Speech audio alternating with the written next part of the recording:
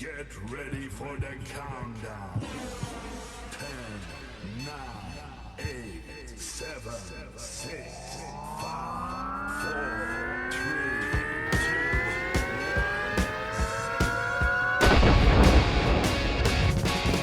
1. All right, it's time for the VooDoo Chef Podcast, where we will discuss all things voodoo from the VooDoo Studios located right here in beautiful Tampa, Florida. So to all my booties out there, if you're looking for nothing but a good time, this is the place to be. Call your friends, knock on the neighbor's door, and let them know it's time to party like a rock star for the next hour. Join me and my guests and learn to voodoo like we do as we discuss our faves and the voodoo that we use. I'll put our guests on the spot as we ask for their top 3, and make sure and listen as we discuss some of our favorite war stories from the kitchens we've worked in. Sit back, grab a tall glass of your favorite libation, and enjoy this episode of the VooDoo Chef Podcast. Another great day here at the VooDoo Chef Podcast, and we got Big Eddie C back in the house, dude. We missed you, buddy. Glad to be back, man. I just realized this is like the 8th podcast I've worn the same fucking shirt. Hey, me too, man. Me too. Except I got sleeves on today. I don't know. Well, that's a plus, but you know, with black shirts, it's like Ozzy. That's all he's got. He's like, you don't have to think about what you're putting on. Yeah, I've got black shirts. I've got with sleeves and without sleeves. And what happens is when I get tired of wearing this one, I'll cut the sleeves off and it'll become a round the house shirt. It's a new shirt at that point. Exactly, man. Hey, what are you drinking tonight, man? I know you got a beer down there. What do you got going on? So this fine concoction is collaboration between Tampa Bay Brewing Company and our local in Tampa and Tripping Animals out of Miami area. It's called Jackass. It's almost like a self-portrait of me on the cover. That's lovely. It's a triple IPA. This thing rolls in at 10.7%. Practically whiskey. Delicious, though. Nah, man. Heavy on like the tropicals and the stone fruit, man. It's like pineapple, mango flavor going on in that thing. Oh, it's delicious. Just a dude, the fruit, man. You're ruining it. You're ruining it. Love these, man. Hey, I'm on day 3. You know, I'm like a seesaw, bro. You know, last week was Don Julio, and we just opened a bottle of Hornitos Black Barrel. Oh man. I'm swinging back towards the tequila, man. You know, I jumped off the Jack train. I got on the tequila wagon. I don't know what's going on. You'll be I got my. What? It's gonna be like back in. Oh, look at that. What? Got the money. It's gonna be back with Jack soon enough. Not back. We got to get these boys back in business and hooking us up over here. But I did want to ask you, Big Eddie C. You know, there's a lot of chatter going around. And I don't know which of the breweries you follow and don't follow, but, you know, we're pretty tight with those Rock Brother boys. And Kevin Lilly is, you know, he doesn't hold his tongue, and that's what I like about him. He posted today, explain this one to me. The DBPR, the Department of Business and Professional Regulations, has had bars and breweries closed for 6 months. Yes. But still want their annual liquor license and brewing renewal fees to the tune of $4,820. You know, damn. I really don't know. I don't know how I feel about that, man. I'm kind of hurting for our buddies out there. What do you think? They've really gotten the rawest of raw deals, especially the breweries, because I've been to enough of them, and the one thing they're always really fastidious about is the cleanliness, whether it be cleaning the tanks or cleaning the tap room. You don't go into one of those places and, you know, it's not like some Times Square porno theater circa 77. They're not sticky and gross. And they want to be trusted to do what they do, but they've gotten lumped in with everybody. So what a lot of them have had to do is get some form of a food license. Right. And a lot of them, they just got the cheapest one, the catering license. And I can tell you a few of them in the area, you know what they're serving? Fucking Hot Pockets. Now, they're serving shit like a Hot Pockets or a grilled cheese, just the bare minimum to meet the requirements, because they don't want to be restaurants. They didn't want to get into that realm of all the cleaning and the inspections and all that, but they got to stay open too. And the state just hasn't really given them any like markers or guidelines or goals on you can reopen when this happens or if you do this. And most of them, like Cigar City already had a kitchen. Tempe Brewing Company already had a kitchen. Brewbus had a kitchen. Rock Brothers, I think, probably kind of got screwed because they're considered a bar. They don't have food. They opened a restaurant across the street, but because it's across the street, a different entity, a different name, it's its own existence, it doesn't count. And I know Kevin was trying to do a few different things with a food truck and whatnot, but they wouldn't fall. They wouldn't do it. I don't know what's going on out there, but we've talked with Casey about the musicians, and not just the musicians, but the load-in crews, the load-out crews, the lighting people. All the back of the house guys, yeah. Yeah, we've talked about a couple different industries here, but we got to get back to our own hospitality roots. If you're checking this out, listening to the podcast, which we know just a fuck ton of you are, raise your voice, do what you can do, start making some noise, and see what we can do to help these bars out. Whether it's postpone these renewal licenses, but more importantly, get them back open. We got to get them having some customers and having the ability to make some money. Well, yeah, they need to be able to have on-site consumption. The breweries just can't survive on filling the growlers and carry out sales. They're hurt because a lot of them have local distribution in those bars and restaurants, and if those places aren't open and running, they're not buying as much beer.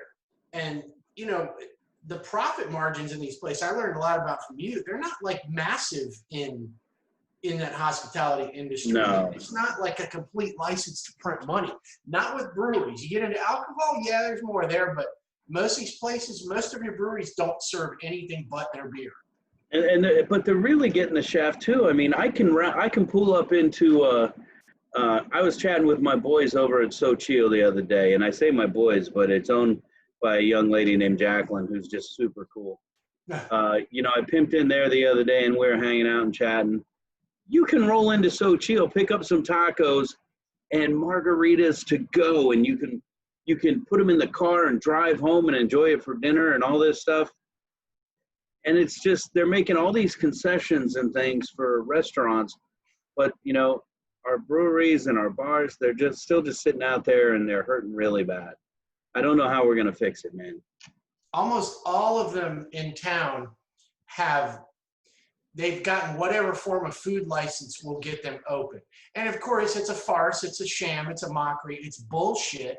But if they got to do that, it's the catering one isn't that much. And if they offer, they're not even fixing food in some cases. If all you're offering is Hot Pockets.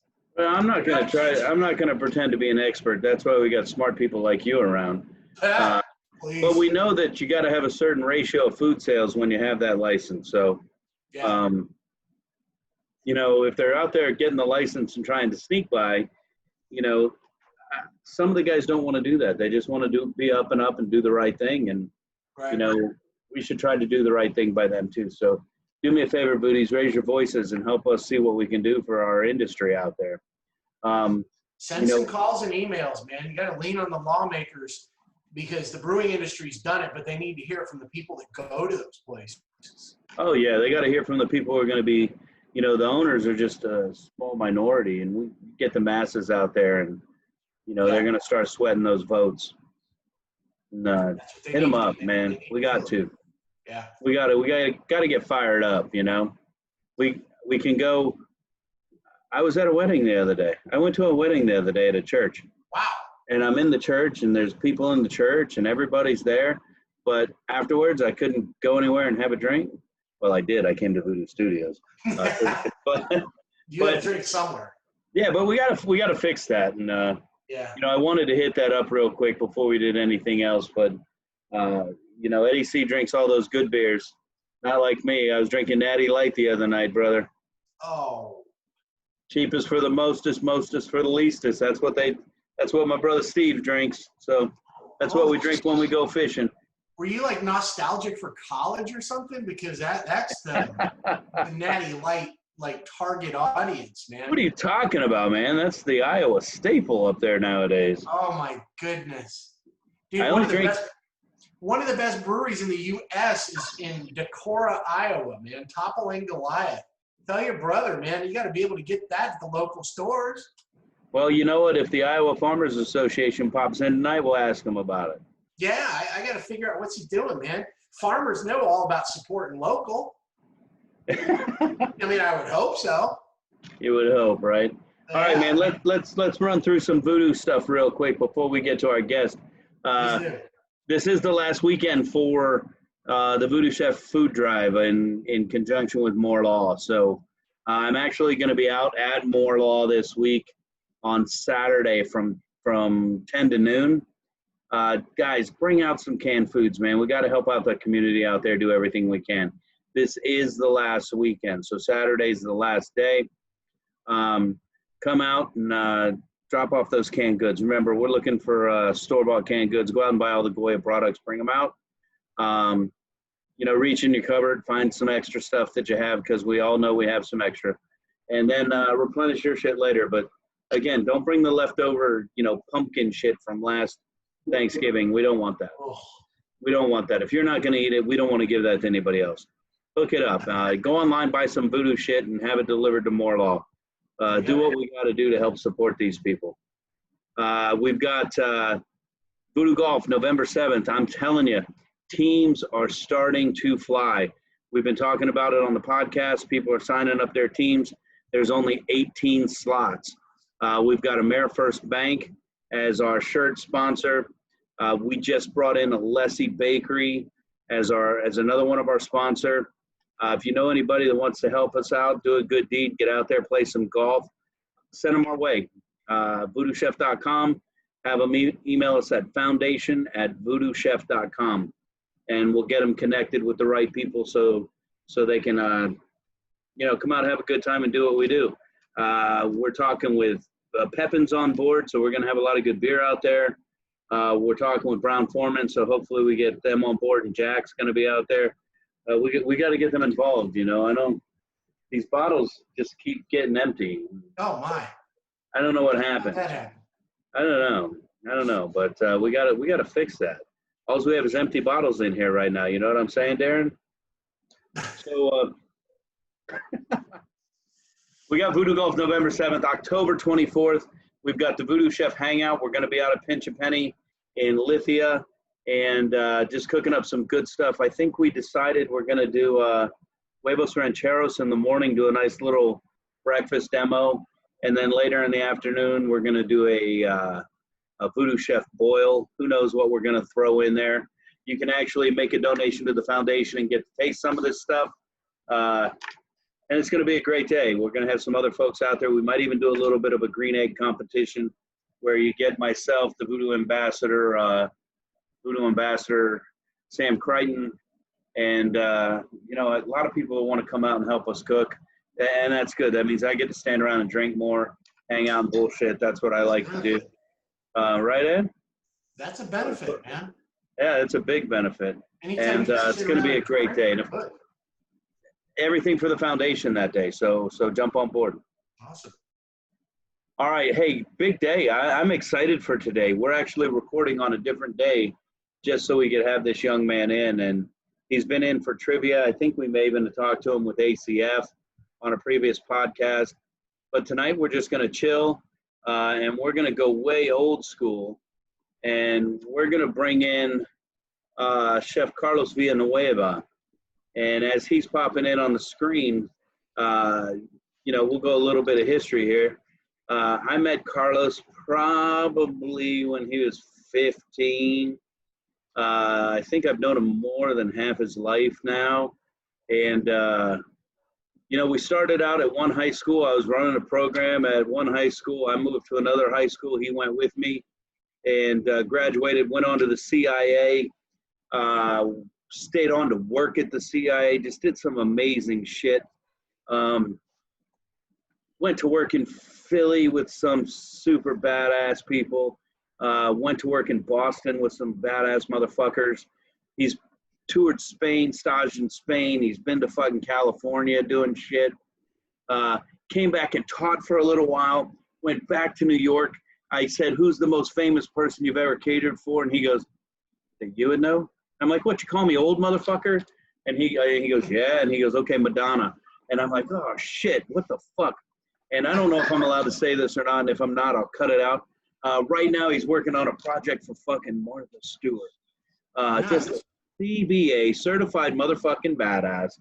And I'm proud to have him on the podcast, Chef Carlos Villanueva. What the fuck is going on, buddy? What's going on, man? Thanks for having. You know, you've been back for a while now, and we've touched base a couple times. We've partied in the streets of Ybor with the crew. I've been out to your place. You've been out to my place. You've come over to the house. But, man, it's been way too long since you've been in Tampa, and we're glad to have you back. Yeah, likewise. I'm glad to be home, and thanks for having me on. You know, it's always a blast to hang out. So, what are you drinking tonight? I'm gonna guess Four Roses. No, actually, this is Old St. Pete. Local. How is it? Yeah, it's pretty good. We're working with them on a couple projects, and actually made some barbecue sauce using their whiskey. So I'm trying out just the whiskey this time, a little on some ice. So That doesn't suck, right? no, it doesn't suck. You know, there's this. I don't know if you know this one whiskey or whatever you want to call it that's out there. If not, you'll have to try it. I've tried it at least once, maybe 2, 3, 4,000 times. It's called Jack Daniels. Dude, it's the fucking shit. I've heard of it. Yeah. It gets around. It's really good, man. It's really good. So what's going on, man? What's the biggest thing since you've been home? And we'll go backwards. Yeah, we're gonna jump all over the place because that's how we do anyway. But since you're back home, what's the best thing you've done since you've been back in Tampa? Best thing since, man, I tell you what, just being back, hanging out with the family, you know, going fishing, you know, obviously hanging out with you, reconnecting with, you know, some of my old friends, you know, who I either went to high school with or went to college with, and, you know, visiting some of the old stomping grounds now here with, you know, with my wife, and, you know, kind of, you know, showing her kind of where I grew up. Yeah. So, yeah, that, for me, that's kind of what it's all about. It's super nostalgic now being, you know, a little bit older, and, you know, just remembering all these places, and they're still here, which is really, you know, awesome that a lot of these places are really still here, and, you know, I can take her to them now. So It's the biggest little small town there is, right? yeah. It's awesome, man. It's awesome, man. And Yeah. since we're there, I'm gonna say it live on air here, or live here on taped, whatever the fuck we do here. You know, I love you, and I'm so excited that you're married, and I like your wife a lot, man. I think I like her better than you, bro. She's amazing, man. I'm happy for you, and congratulations, because that happened while you were gone. And You know, she's like one of the last people I met before all this COVID thing, because you guys were up at 8-1 right. that night, and it was March 13th. That's pretty right. much right after that, you know, Yeah. everything went to shit. The bottom fell out of the world. That's right. So That's very true. Yeah. God, I mean, it seems like forever ago, man. 5 fucking months. Whoa. We were supposed to walk in a parade the next day and do what we do, and you know what? You know what? I don't want to say, hey, yay, COVID, but it's been a nice little reset. I mean, it makes you we've looked at things differently around here. We kind of got back in tune with a few things, and you know, just refocused on my end, and using it as much as a positive as we can. Yeah. And you know, it's nice, and we're reconnecting, doing things that we do. So, all right, enough of that sappy shit, dude. Let's fucking go back. How old were you really when we met? Well, I think you were right. 1998? No. Fuck. What year Well, is it? It was Yeah. no, you're not far off. You're not far off. It was probably 99. It was probably 99, 2000, something like that.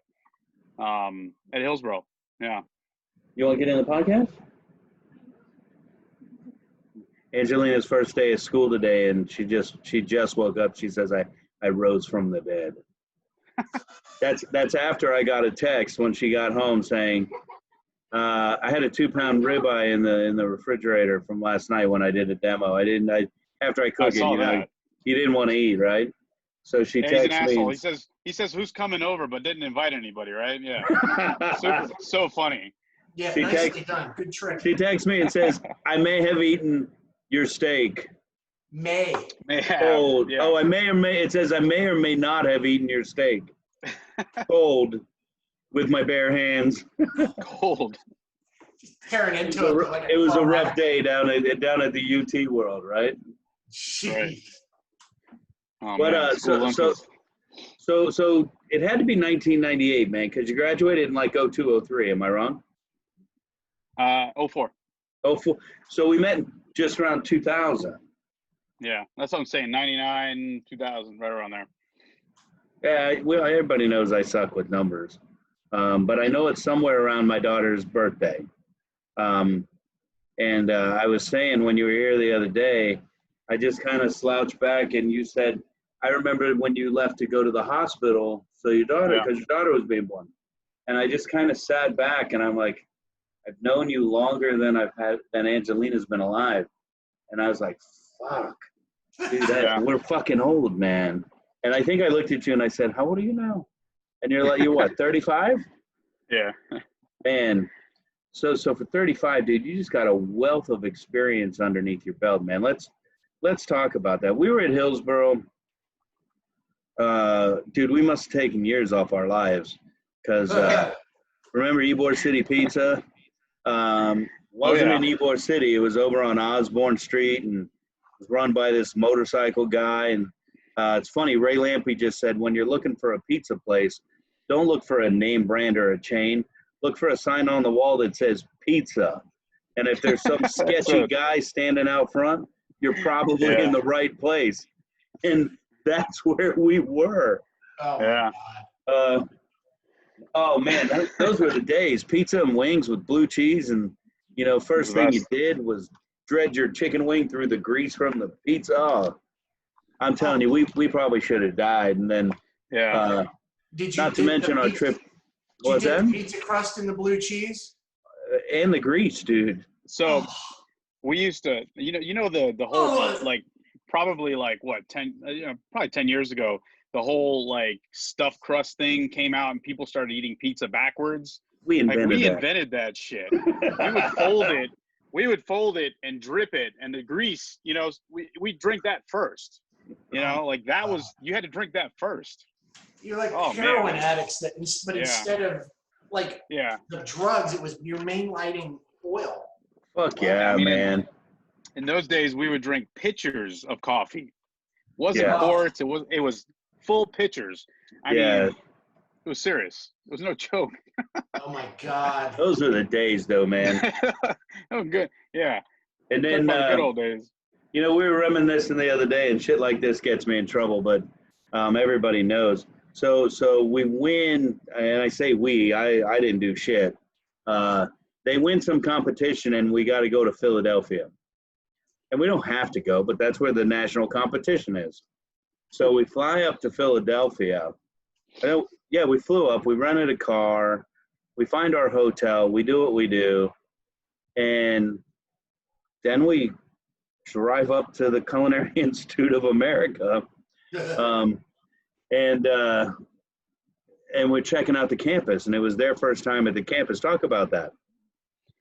Yeah, so so right there where I think it was my junior year, right? Or my senior year. Your junior year. Junior year.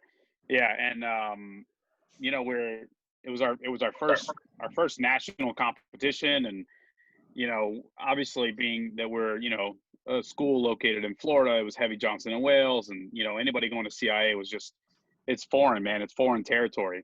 It's so far from home. And so being in the Northeast, it gave us this unique opportunity, and we got an invite, and you know, and the recruiter at the time, she's like, if you can sneak away, you know, I'll get you a tour at the campus. And we went up there, and it was raining, you know, it was like a really, you know, wet day, but man, it was just this beautiful green, it was just beautiful campus. And we get there and we tour the campus, and it was like Hogwarts, you know, it was this beautiful campus. And we got to meet, I don't know if you remember Sarah Moulton, Yeah. who was at that time a huge Food Network person. At that time, I think she was like one of the editors for Food and Wine or Food and Beverage, one of those big time magazines. She was, probably one of the top 4 at that time. Oh yeah. And it was crazy meeting her because, you know, she really is a small, short woman. You know, you just never know. Years later, I found out that her actual kitchen is built, you know, to prop her up. Like everything is built shorter and taller. So very cool.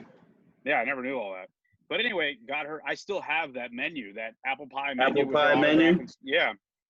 But anyway, and you know. You know what? I still remember all the pastries we ate. Oh my God. Well, that's the thing, is that you go into the campus, and that apple pie bakery, like it's, you know, it's just freshly baked stuff, and it, you know, you go in there, it's just unbelievable. But I always, you know, that day when I went to that campus, like that was the day I decided I was going to the CIA. I mean, it was seeing the campus, and I realized like this is the place for me, you know, and it had nothing to do with anything outside of I feel at home, and you know, if we'd never visited, I don't think I would have made that decision, and that was a huge turning point in you know, how I made that decision, because, you know, I left the full ride on the table. Yep. To pay, you know, I paid a little bit to go to the CIA, not much, but I paid, you know, but that trip right there, and I know it cost Erik a few gray hairs. And no, Chicago cost me gray hairs, motherfucker. A few more, yeah. But on the way home from that trip, I don't know if you remember, we actually stopped at my brother Matt's house. They all waited in the car so I could run upstairs and meet my nephew, who had just recently been born. And my brother at the time lived right on the Hudson, and you could look out and see the skyline. And I'll never forget one of the other young ladies on the trip. She's like, "We're not going to go into the city?" I'm like, "Fuck you. I just drove you to the CIA. We spent the day on campus. You met Sarah Moulton. We're fucking going back." And she pouted the whole fucking way back. I think she's still pouting. I was gonna say, what year is this? I think she's still pouting. Still pouting, yeah. Oh God. But it was tremendous. And then we get back to Tampa, and one of the supervisors is like, "So how was your trip?" And I'm like, "Oh, it was great. We did this. We did this. Did we place or something? I don't even know." Yeah. Yeah. So we placed, and I took the kids to go see the CIA, and she's like, "What?" "Well, yeah, I took them up to the Culinary Institute of America." "You took them out of state?" I go, "Yeah, we were in Philadelphia and Pennsylvania, and then we drove up to New York, not out of Florida." "You left Pennsylvania?" I said, "Yeah, what part did you miss? I just said we went to the Culinary Institute of America in New York." She goes, "Who knows?" Apparently you're not supposed to do that. Didn't really know. Figured once you got consent to leave Florida, you were good to go, right? I'd only been teaching for 6-7 years at the time. What do I know? And oh man. And of course, when we told Pam Peralta, she's like, the principal at the time, Pam's like, "Oh my God, that's so amazing. How was it? Did you have a good time?" Oh, and I didn't learn anything from it, because a year later, we were in Chicago, and I took him up to Wisconsin to go to an amusement park.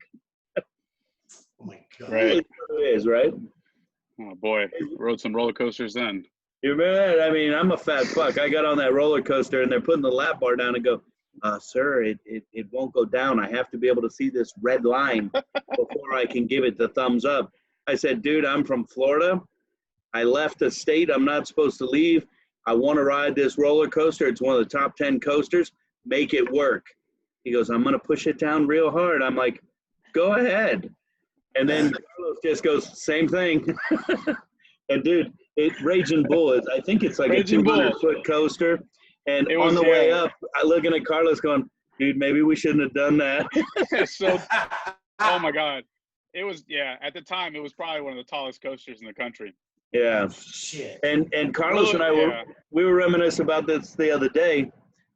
He joined us because he was already at the culinary at this time. He had left high school and went straight to the culinary, and the competitions are the summer after the school year. Right. I actually flew up early with the other kids and took them to see Kiss and Poison in concert. That's awesome. The things we do, right? That's right. Oh, Things man. we do. You're making me miss concerts. Hey, you leave Chamberlain High School. You go to CIA. Tell us about it, man.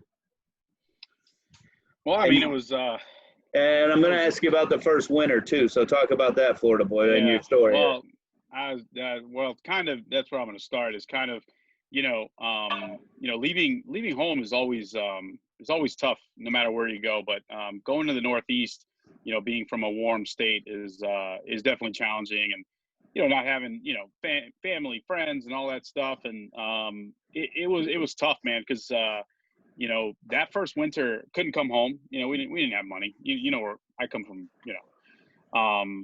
small beginnings, and so I had to stay up there for Thanksgiving.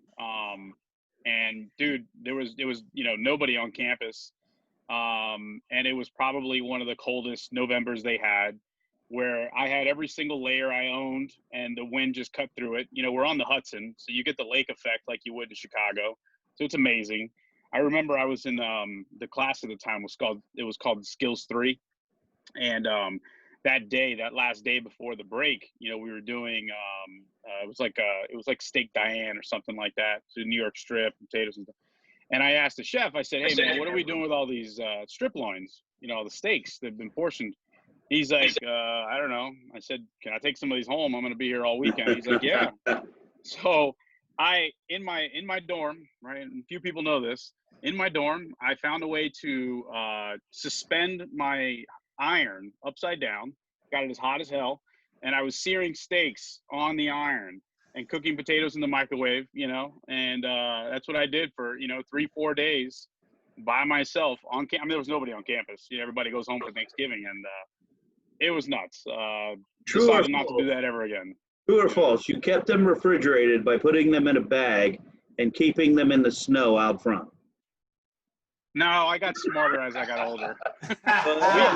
So I'll tell you what. Who knows, right? No. So when I after my first couple of years, I moved to an area called the Lodges, and it's much nicer dorms, and we would keep buckets because we would get enough snow that it would be like 5-6 feet high once they would plow it, and we would dig holes, put buckets in there, and we'd stick our booze in there, put the lids back on and cover them back up, and I mean it was cold. So we'd stand out there smoking cigars and pull it was good, clean fun. We weren't kind of like pulling your bait bucket out, except you're pulling out a bottle of whiskey, right? That's exactly right. I just put my booze in my coffee cup, and nobody will ever know. Yeah, nobody knows. It's cream and sugar. I learned something about Kiss today. What's that? I never knew. Dynasty album. Peter Criss didn't play on it. Nope. You read that same article I did. Probably. Yep. Didn't he play on one song? I think he played on one song. Yeah, but he had gotten in an accident, hurt his hand, so it was Anton Fig. Right, and then on the next album, he didn't play at all. Never knew. Yeah. That was an interesting read if you're a Kiss fan. If you're not, who gives a shit, right? So I got to ask Carlos something I was thinking about today. Sure. My grandfather's getting older. All right. He doesn't have long. And one of the times I went to see him, he'd been a merchant marine. He was in the service. But when he got out, he worked on a fishing boat. And so when I went to see him, it was like, I don't know, 79 or 80. It was a long time ago. I don't remember exactly. When I went out to California.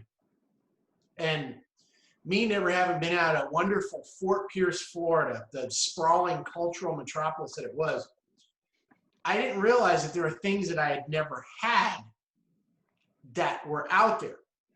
And two of them that, I mean, one of them I've had since, pale imitation of it, but the other I have never had. The first thing that I had, because his wife at the time, he's had like 9 wives. I don't even know how many really or if that's how many he really had or that I know of. His wife was Mexican, and she made the most bomb-ass flautas, authentic flautas. Yeah. Never had anything like that, you know. All right. I love you, Tijuana Flats, but I'm telling you, you ain't going to beat Esther's flautas. No. The other thing I had was something he brought back from the boat, and I've still never had it since, 40-some years, and it was abalone, or abalone. Oh. Never had. So, Yeah, so, yeah. Go ahead. So abalone is a thing. It's the shell, super expensive. It's what they get mother of pearl from. So it's a univalve versus being a bivalve. And it's very, very popular in Japan. Sometimes they get massive. I actually own some of the shells. Okay. But anyway, what they do is they actually, when you clean it, you have to clean the outside. And in Japan, what they'll do is when they're really big, they'll actually slice them on a bias, lightly pound them, and almost dredge them in a little bit of flour and lightly pan fry them, or they'll slice them and they'll give it to you raw. I mean, there's plenty of applications, but the Japanese are huge on abalone, man. But it's very expensive. It's a delicacy. It's kind of like sea urchin. It's definitely a delicacy. It was delicious. But delicious, man. Oh yeah, that's awesome. Yeah, but go back to flautas, man. Listen, I'll tell you right now, I have an extreme appreciation for Mexican food after being in New York for as long as I was. A lot of my guys were, from Mexico, and all the stories of family bringing back mole and all that stuff. Like, I really got to live it and experience it, and cooking real Mexican food with them, and just learning about chilies and learning how to make these marinades and the sauces and stuff. And man, it's another world. It's just like Chinese food. Like, my wife is from Hong Kong, so my appreciation for Chinese food over the last 5-6 years is very different. What I grew up knowing to be Chinese food to what I appreciate to be these days is very different. I don't think one is wrong.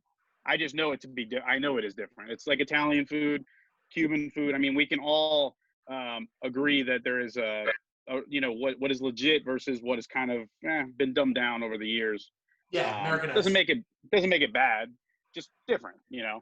So what was something you had, like, leaving here that you had in New York or Boston that you were just like, fuck, I would have never had that in Tampa? Because for me, it was leaving Fort Pierce and having abalone in San Diego.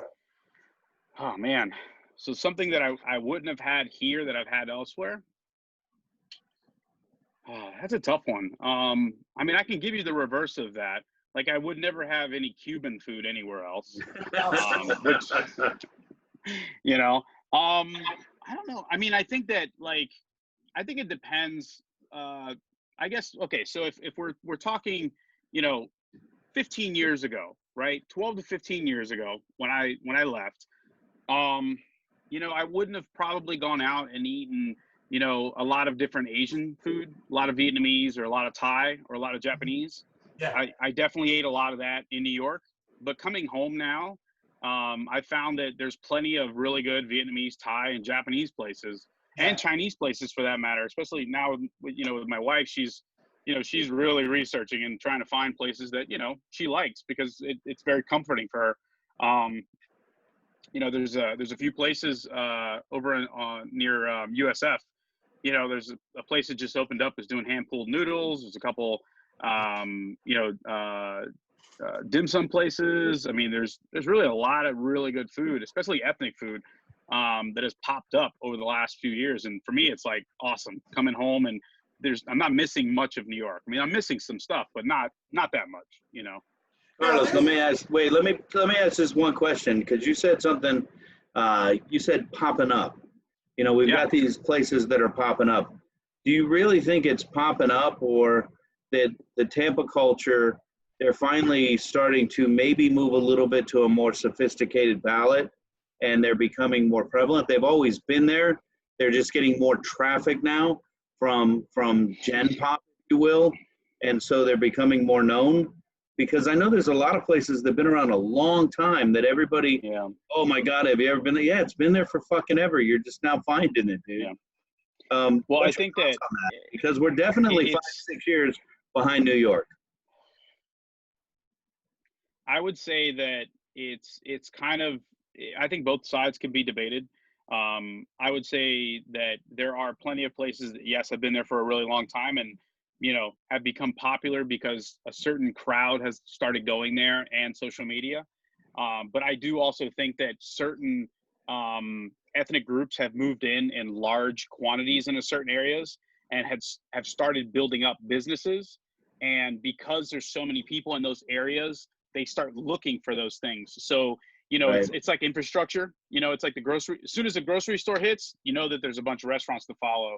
Right. You know, so it's like, it's kind of the way it happens. And if you, a great example is you go to a couple of those shopping centers in over by USF, you know, like there's one, it's like APN something, and it's like an Indian grocery store. If you haven't been there, you got to go. It's nuts. It's like, it looks like it's an old, like, I don't know, like an old grocery store that's all nothing but Indian food, nothing but. I mean, you're not going to go in there and see any of the other products, which is awesome because when you're looking for all of these random spices that you can't really find, you're going to find them there. You're looking for just anything, man, odd things. You know, as a chef, you're like, oh man, I want to find something weird today, something I've never seen before. Go to that store. I promise you, you're going to find tons of stuff that you're going to be like, I don't know what the hell this is. I'm taking it home and try it.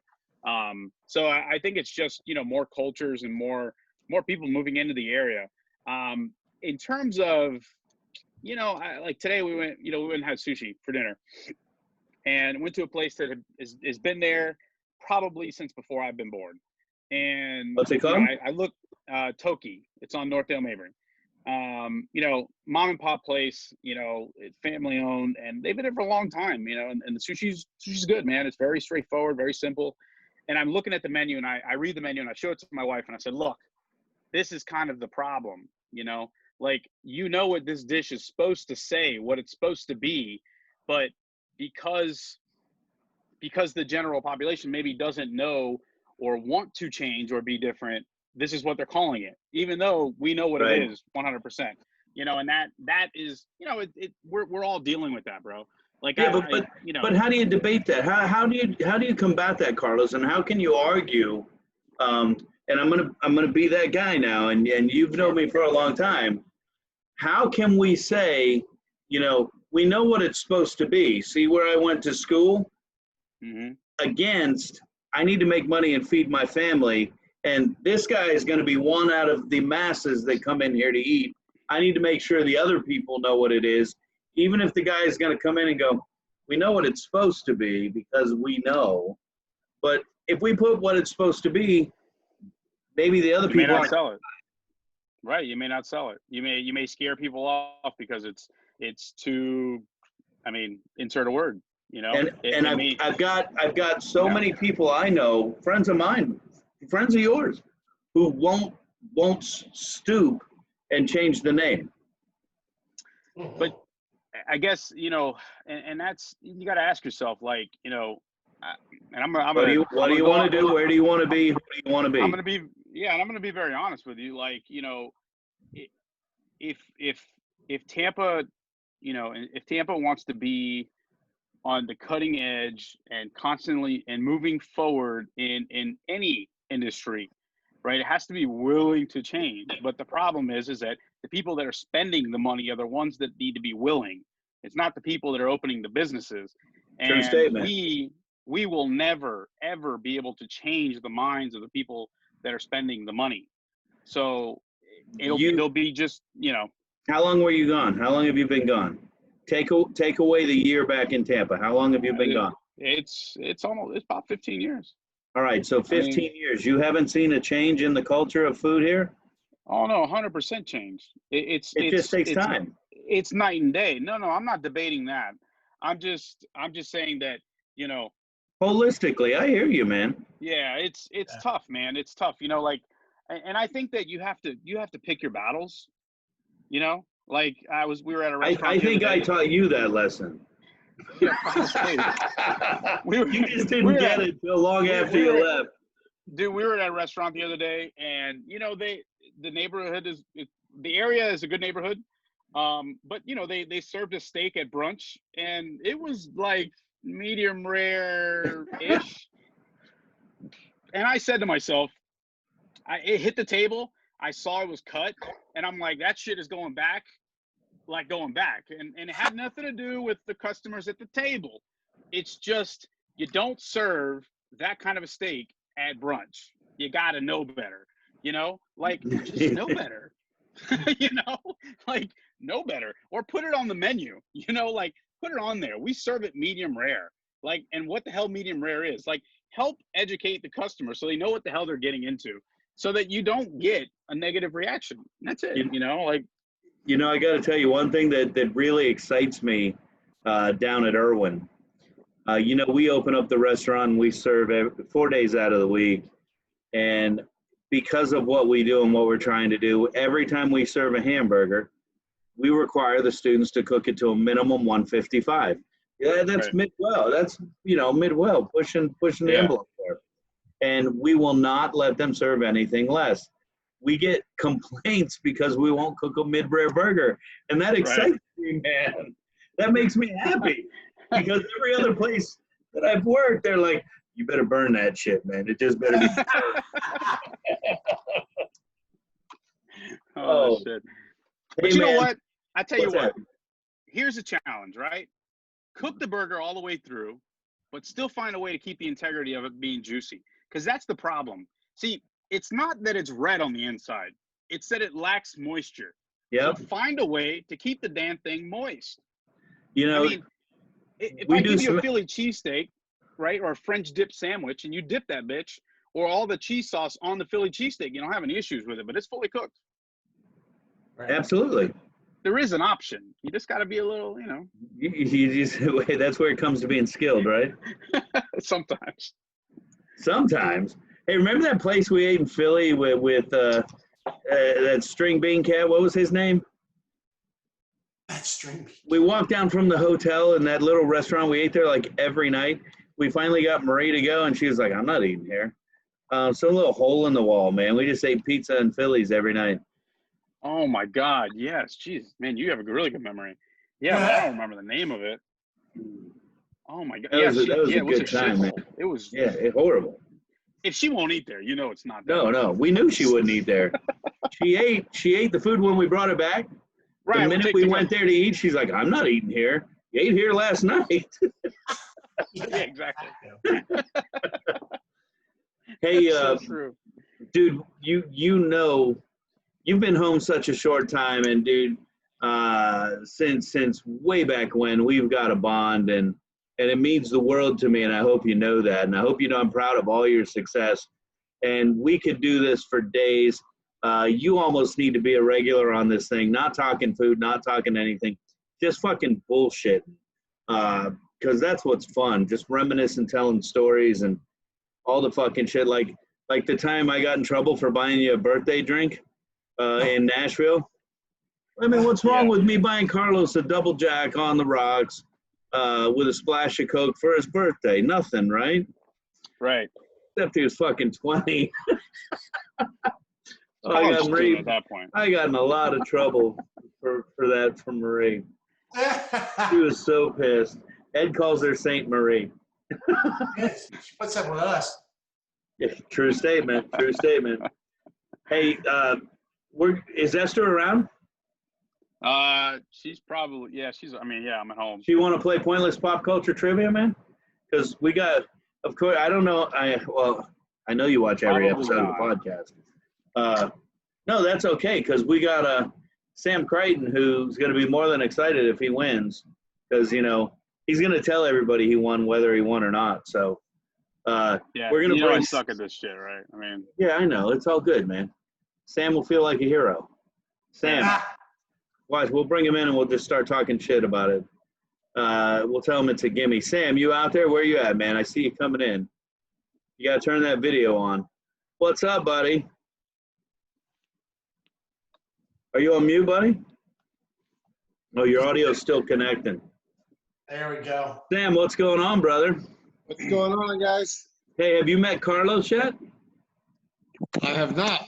This is Chef Carlos Villanueva. I don't even know what your official title is out there. What's your official title? Who, me? Yeah, Chief Bottle Washer.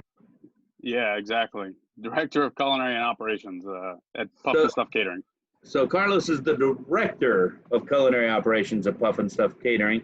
Sam is a VooDoo ambassador, and he runs the, I don't even know what the fuck you do, Sam. Pinch a penny and Lithia. Straw Boss. He runs all the outdoor living area. Right? Yep. Safe to say? Big Green Eggs, and then we do pool patio remodeling and redesigns. Awesome. Ain't Nice to meet shit you. been done at my house yet. I'm just going to throw that out there. But so, depending on whose record book you're looking at, and we all know that Big Ed is the keeper of Pointless Pop Culture Trivia. Sam has one loss on our record books, but according to him, he's undefeated. True statement? True statement. Carlos was just saying this is going to be a layup for you because he doesn't care about anything except food. That makes two of us. I'm just useless information. His is cooking though. Yours is eating like me. Sam's doing some cool stuff out there on the BGEs, man. He has a Big Green Egg group as well. What's it called? Big Green Eggheads of Tampa Bay. Again, Awesome. the simplest things I can never remember. And we're going to be out at Sam's place on October 24th doing a VooDoo hangout, just hanging out, cooking, and doing some stuff. Going to do some huevos rancheros, a little boil at the end of the day, and maybe a little competition, right? That's the plan. They're going to have some good food and have a little bit of fun while we're doing it. Absolutely. So, we've been chatting all night, and like I was saying, Carlos, we could do this forever, and we definitely got to do it again. We didn't even touch on cloud catering. We didn't even touch on what you're working on now with the meal replacement, Martha Stewart. But dude, that's just amazing shit. And of course, we're going to bypass all that for some pointless pop culture trivia. So Because it's pointless. It's pointless. And Pointless. And just so you know, tonight's winner, their name will be entered into a drawing, and they will be eligible to win a chance to be selected a winner for a prize that will be named at a later date. Much later date. That's way Much more later. than normal. Almost committing to something. As Ed would say, I'll see myself out. Exactly. Oh, but let's jump into this, man. Let's play a little pointless pop culture trivia. The rules are easy. No cheating. You must have a cocktail. Sam, Always. you got a cocktail? Yeah, hold on. It's on my other table. Go get it. Don't show up for this shit without something. I guess I know that he's counts as a undefeated, loss. but he's taking it so serious. He's like, I'm staying sober tonight. I got to win. I got to keep my record. I'm staying sober. That's laughable right there. Hey, we're doing a little Hornitos Black Barrel. That was nice. I'm a little jealous, Sam. So what is that? Barrel aged? They put it in the whiskey barrels, I think. Oh, okay. First time I had this was at Bradley's wedding 5 years ago.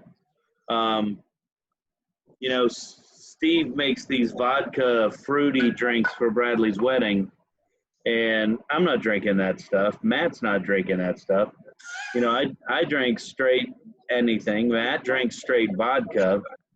Oh, And so Matt and I'd stop at the liquor store on the way and pick up our bottles. And we have our bottles sitting on our tables right in front of us like, the trash that we are. And we drank them all. oh man. All right, let's dive in here. Now that everybody's got their cocktail, no cheating. Remember, Ed is the final ruler here in Pointless Pop Culture Trivia. And we will start today we've got, wrong mouse. Today we have, I think, 14 questions. And That's a lot of bullshit. I Yeah, no know, shit. a lot of pointless shit we're going to be talking about today. According to Benet Cerf's Book of Riddles, what is big and red and eats rocks?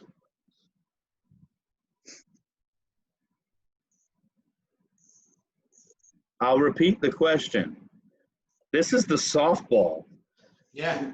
According to Benet Cerf's Book of Riddles, what is big and red and eats rocks? No answers? No answer. The answer is a big red rock eater. Boom, boom. Yeah. What a riddle. Exactly. Sad part is I got that one right.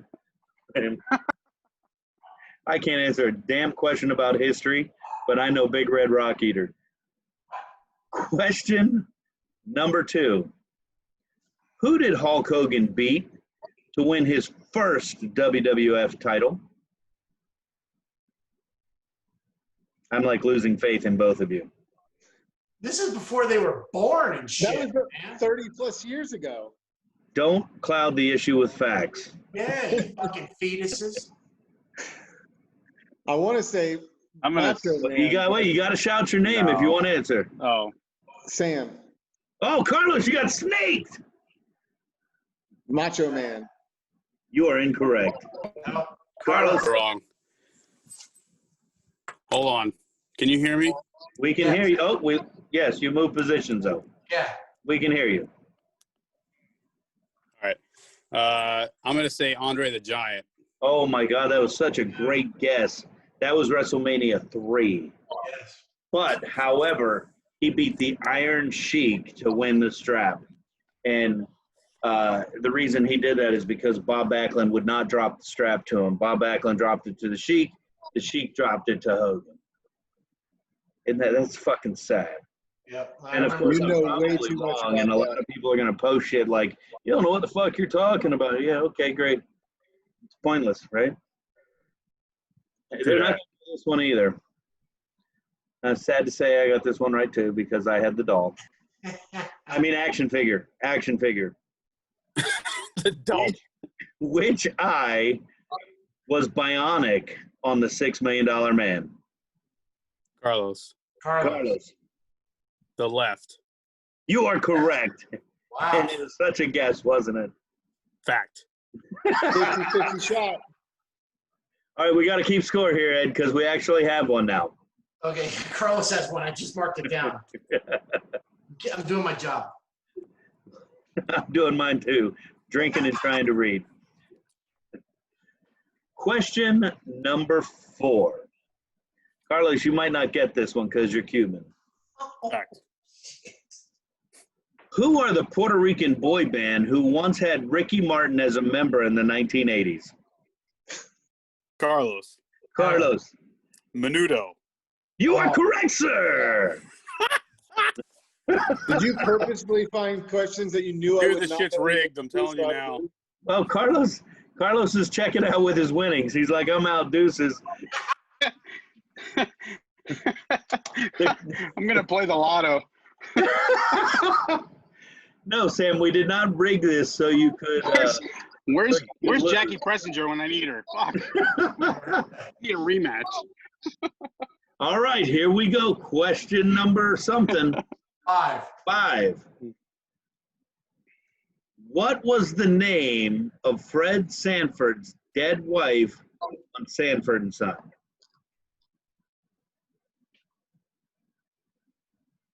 When he was always having the fake heart attack, he'd say, "Oh, I'm coming to join you." Look at Carlos. He's searching his memory banks because I know his dad watched this show. I think he's searching Google. That's how he found the last ones. No, he's on his phone. He's a youngin'. Yeah. He's using his phone for life. He's not like us old dudes who got. I'm gonna say Carlos, and Carlos. it's either one of two. I'm gonna say Vivian. It is not Vivian. It is not Vivian. Sam, do you want to at least take a guess? Nope.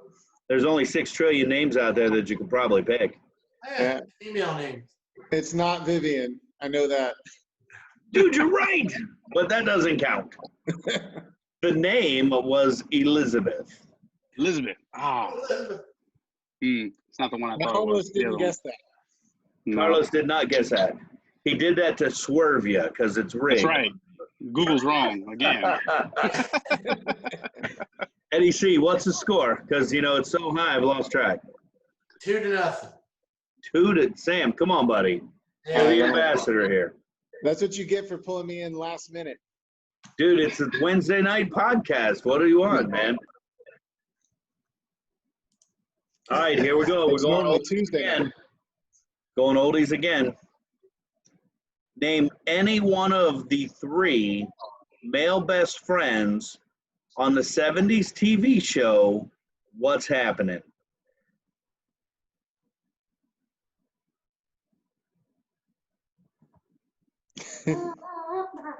Dude, none of you have TV land? Not in years. you got to know shit from before you were born. How do you not know Fred Rerun Curry, man? Come on, if that's his last name, I don't even know. Fred Barry. Fred Barry. Fred Rerun Barry. How do you not know Rerun? All right, the correct answer is Roger or Raj, Dwayne, and Fred, whose nickname was Rerun. He wore a little beret. I mean, come on. Oh, All right, It's it's not a food. PC, man. It's not PC. What's not PC? A rerun. Dude, I'm not PC, nor do I give a fuck. definitely not PC. Nor do I give a. I got called racist the other day. I'm like, you have no clue. Yeah. The only thing No you see clue. about you, Chef, is the computer you use. All right, here we go. Here we go. This is a food question. Uh-oh. I'm not lying, right, Ed? This is a food question. No excuses. No excuses. Rather you What is the name of the mayor of McDonald Land? Ronald McDonald. Sam. Sam. Damn. Ronald McDonald. No. No guess, Carlos? This is sad. I knew this one too. Oh, No? Nah. The correct answer is Mayor McCheese. Mm. And of course, he is the mayor of McDonald Land, where you would find Hamburglar, Not Grimace. anymore. Grimace. I don't know any of the other ones. That was I it. will tell you the Hamburglar at one point did sport a VooDoo t-shirt, and I got photos of it. That's because I'm a media whore, and I pulled over, and I'm like, dude, put this on. I'll give you $20. And he's like, he's not supposed to talk. He's like, I can hold it up. I'm like, all right, do it. That's awesome. All right, question number 8. The score is still 2-1, and I'm still drinking Hornitos because I'm out of Jack Daniels. I'm not. Number Rub it in, Sam. 8. Number 8. Old Name either of the 2 ingredients that Ali Sheedy's character put on her sandwich in the movie The Breakfast Club besides bread and butter. Eddie C., you knew this one, didn't you? Oh, yeah. I bet my boy Barty would have got this one too, but I didn't know this one. I said dandruff because of that one scene, Oh, shit. but that was her artwork. No? I remember the sandwich, and it wasn't something you would normally think of. But Oh, it's both are things that I would eat on the reg. Huh. Yeah, don't get excited, Sam. They're junk food. Yeah. And it's not Doritos. Oh, All right, I'm just going to give you the answer. Number 1 is Pixie Sticks. Pixie Sticks, or according to Riverdale, Jingle Jangle. Not that I watch that show. And the other one would be Captain Crunch cereal. Captain. And it's not Captain Crunch, it's Captain Crunch cereal. Captain. The T. Yeah, what's up, Cap? Captain. And Sam, just so you know, we're on question number 9. Carlos is still winning 2-0. What is the nickname of the bald guy, shaved head, who was the main ball handler for the Harlem Globetrotters in the 60s through the 80s? The bald guy. Angelina's raising her hand over here like she knows because she's reading the cheat sheets. nice. It's not even fair. It's right there. How do you not know it? It's right, literally right there. Yep. Carlos. The nickname was ironic. Carlos. Cue ball. Oh, that was a good guess. Unfortunately, not correct. Sam, do you have a guess? Nope. Bald guy. His name was Fred Curly McNeil. Ah, Curly. Angelina says, I know him from the Scooby-Doo movies. All right, still 2-0. This one should be in y'all's wheelhouse. And Ed, I know you're probably not going to be surprised. Another movie I have never seen. Wow. Even though I knew the answer to this. In the movie Stand By Me, what are the kids looking for?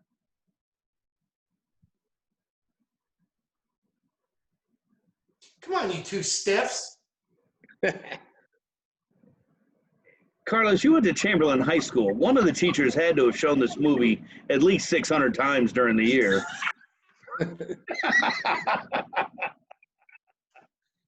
No names. Exactly. What are they looking for? Man, this is a classic. Ed, isn't Kevin Bacon in that movie? I mean, it's like a young Brat Pack. There's a lot of famous dudes in that movie. Who grew up. The one young one in this was Kiefer Sutherland, but then there was River Phoenix and Will Wheaton. Same thing. Yeah. Same thing. No, They were my looking, teachers. they were looking for a dead body. Yep. Oh. Yep. Dead guy. Isn't there some famous scene where they're like all puking or something? Well, it was his. He was explaining his idea for the story, where the fat kid entered the pie eating contest. I got to be a fat kid. Because he was huge. Because he was huge. Yeah, he was fat. There was no Pretty getting logical. around that. Hey, in today's society, that would be bullying, man. We need fat kids' lives Yeah. matter. Yeah. Sorry, man. There's a couple of them on this call. Hey. What is it? Call it fat shaming or something? Is that another? Yeah. Watch your mouth now, whippersnapper. Yes, So they're all sir. going out. They're all going out to find the dead body, and they're talking about the fat kid entering the pie eating contest. Pie eating contest. And what's sad is I'm holding my whiskey like my grandma used to hold her tea. Okay, so they're going to the pie eating contest, and it's not even whiskey; it's tequila. They're going to the pie eating contest, and what happened? So the fat kid decided he just wanted to piss everybody off. He didn't give a fuck about winning. He before he went on stage and did the pie eating contest, he drank a bottle of castor oil. So as he eats all the blueberry pies, right when he finishes the last one, he just blows chowder, and the people on stage start puking. And then he was like, the mayor puked on his wife's tits, and it was just everybody in the whole crowd is all vomiting, and he's just sitting back there with a big grin because it amused him that all the people who picked on him were just absolutely violently ill. That's freaking awesome, man. Yeah, it's great. I might have to watch that movie. It's a Stephen King short story. It's based on it. Really? Yep. Because he did a lot of fiction that wasn't like scary shit, like evil cars and evil. I'm not really a fan of Stephen King. I know you read the books, and it's probably I was reading different. that shit when I was like 6 years old. No wonder. Yeah, that's why you're fucked up now, bitch. Yeah. He said it, not me. Yep. I never got into all those movies, and like I said, you read that shit. I don't read. That's okay. Hey, you do you, I do me, man. Hollywood taught us that one. All right, let's move on. Let's go to question number 11. You're running out of room here, and I swear to God, if you guys don't get this one, I'm going to be like totally embarrassed. What is Dorothy's aunt's name in the movie The Wizard of Oz? Oh, Carlos. Sam. Eddie C. Carlos is in first. He got it coming under the wire. Auntie M. Auntie M it is, 3-0. Yes.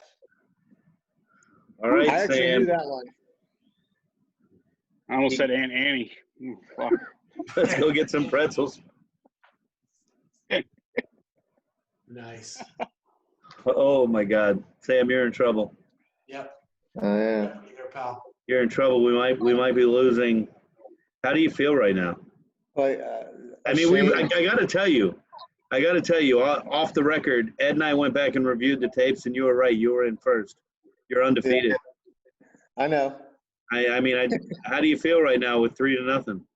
If like Ken Jennings when they brought the computer in to beat him on Jeopardy.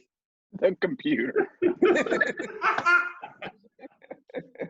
Jesus. All right. If you get these next 3 questions right, you can tie it all up. And I'm going to tell you, how old are you? 37. Oh, yeah, you're fucked. All right. Yeah. How many licks does it take Mr. Owl to get to the Tootsie Sam. Roll center of a Tootsie Pop? Sam. 3. 3 is correct. Yes. 3 is correct. Carlos, No more you fucking gonna let around. him get the tie? Are you going to give him the tie? Question number 13, my favorite number. Mine too. You know, I renewed my vows on our 13th wedding anniversary. All right, question number 13. How much money does Joan Jett want you to put in the jukebox in the song I Love Rock and Roll?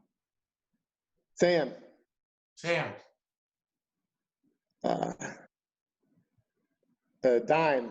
It is a dime, 3-2. And I'm surprised that I can keep track of that. It's all coming down to this. It's all Is this coming the one down to where this. 10, that's what you normally do to get me beat or try. What's that? The last question's always worth 10 to try and beat me. You know, we did do that one time at band camp. In the movie American Pie, what instrument did the character Michelle love at band Sam. camp? Sam. A flute. It is the flute. Carlos, did you just let him lay that up on you, man? Oh, if he's got it. We have a tie. What's question 15? We have a tie. Is Is this the first time? There is no question 15. You see, now we both get in the drawing. I'm still undefeated. Just because it's a tie doesn't mean it's a loss. Sam, just so Split you know, we decision. made Come on, that man. shit up about reviewing the tapes. But you are correct. Tonight, we will put both of your names into a drawing, and you will both be eligible to win the chance to be selected to be named the winner of a prize that we will determine at a later date. Much later date. 12th and never. You All right, should have known, Chef, that I would have known the American Pie movie from our trip. Oh, that's right, from your movie reference. He says, I said, I thought you would have said Ratatouille because you have kids. He goes, yeah, my kids like Ratatouille. What about American Pie? And I'm like, is he showing his kids American Pie? Oh my goodness. And waiting. And waiting. What's your favorite food movie, Carlos? Please don't say Opening Night. No. Favorite food movie? You recommended that to me, and I fucking hated it. It was one I had just seen.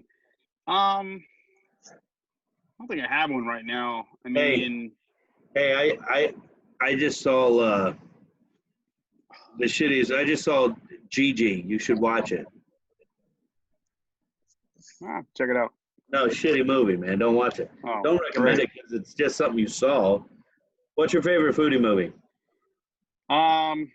What's the one with the guy? What's his name? Jesus Christ! The guy who played I don't even fucking remember the American Sniper. What's his name? Bradley Cooper. Bradley Cooper. Yeah. Burn. You like that? Yeah. Well, I didn't like Burn. I just related to a lot of it. You know, That's the one where he shucks the oysters or some shit? Yeah, not that part of it. I wouldn't go that extreme. It's a bit much. But, you know, the crazy part of it, I mean, I lived through a lot of that shit. I didn't see it. I didn't see it. Well, crazy times. I did see the one with him and Lady Gaga, though. Not really. Not really. There's a Sam's, movie with him and Lady Gaga. what's that? There's a movie with him and Lady Gaga. I don't know. I didn't see it. Me either. What's the name of the movie? I don't know. It's a remake. A Star is Born. Stars Born. Oh, A Star is Born. you know I what? saw You know it. what's good? I'll tell you what. 100-Foot Journey is good. You know what? You're the second person that said that. I didn't care for that either. Absolutely. Sam, what was our number one movie that day? I remember you saying, "How the hell is Waiting not number one? You talk so much about it." Yeah. It was there was one in subtitles that you did, and it was Was it Willy Wonka? was Willy Wonka was number 2, but I think you were going to bump it because the first one was the one about. I the like guy Killing that opened Flies. his jaw. Killing I like Killing Flies. That's number one. Yeah. I like Killing Flies. I'm going to watch that again tomorrow. Now that we're talking about it. Yeah. Have you seen that, Carlos? No, Killing Flies. I'm gonna check it out. I like Killing Flies. It's on YouTube. So tomorrow, when you're in deep work in your office, put it on. Yeah.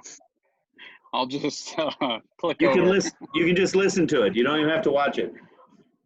All right, fair enough. Hey guys, definitely got to do this again. Definitely got to get in here and talk more about all the cooking we do. Sam, we're gonna have another Barbecue Boys real soon. People are already asking for it. Loved that episode. Carlos, next time we get together, we're gonna pick up right where we left off when you leave CIA, because I want to hear all about cooking in Philly. I want to hear about cooking in Boston. I want to hear about your time there.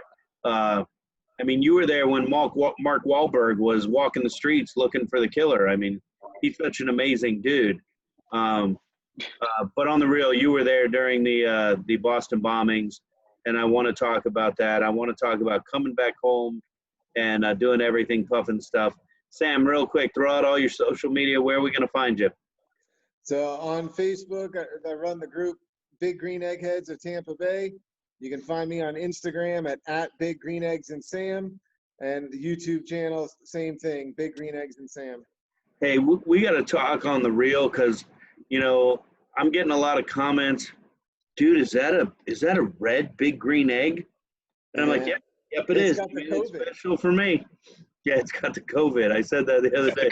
I Copy saw that. that. The shout out to me. I appreciate that. Yeah, Sam's there. Hey, dude, we'll shout you out all day. But we're going to have to connect and figure something out real soon, because, answering those questions, at some point, I'm going to call somebody stupid as fuck, and I don't want to do that. Carlos, where do we find Puffin Stuff and all things going on? How do we get in contact with them?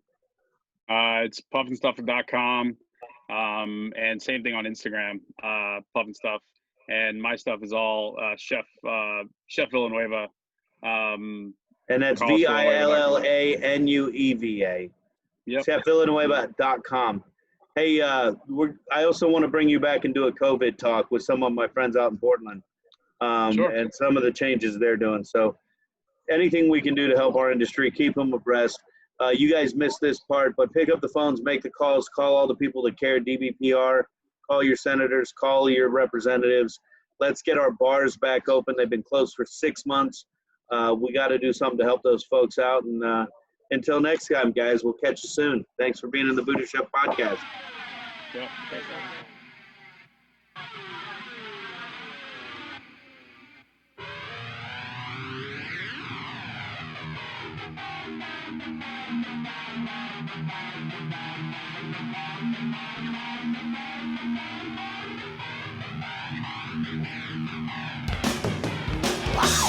And there you have it, Booties, another episode of the VooDoo Chef podcast.